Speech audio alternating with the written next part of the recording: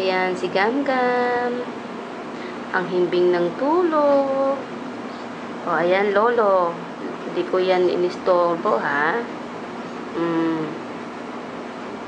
Himbing-himbing ng pagkakatulog. Pagdating ko, tulog na tulog. Pero di pa daw dumedede yan. Tignan mo yan. Hindi na halos magkasya sa lampin niya. Sa sobrang haba na. Mukha ng 1 taon yata to eh. At sabi ng doktor, may posibilidad na makalabas na dahil nagdi-decrease na ang kanyang respiratory rate.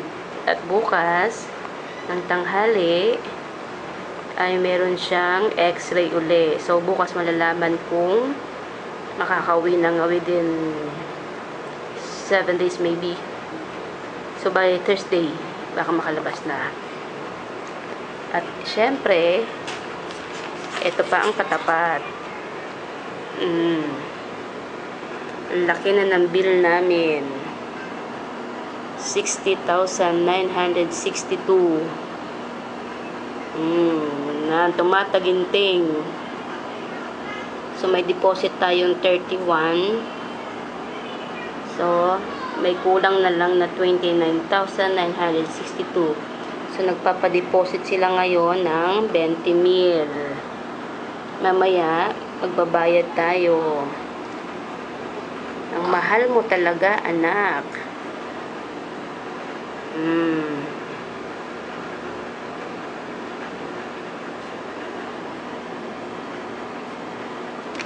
Ang mahal mo, anak. Grabe. Hanggang Thursday ka pa yata dito eh. Last professional fee pa ni doktora. Grabe. Anak, tara na, bumangon ka na dyan. Takas na tayo. Mahal mo.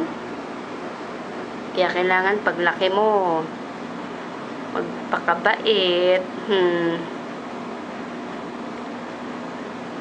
Sarap ng tulog ng baby ko eh. Diba? Ang nguso, look at the nguso. Si Tito Mark na Tito Mark. Yung mga nguso pag natutulog eh. Nangunguna ang nguso. Buti na lang matangos ang nguso.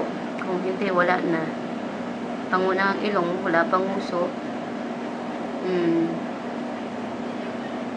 Sarap ng tulog eh. Hindi magising.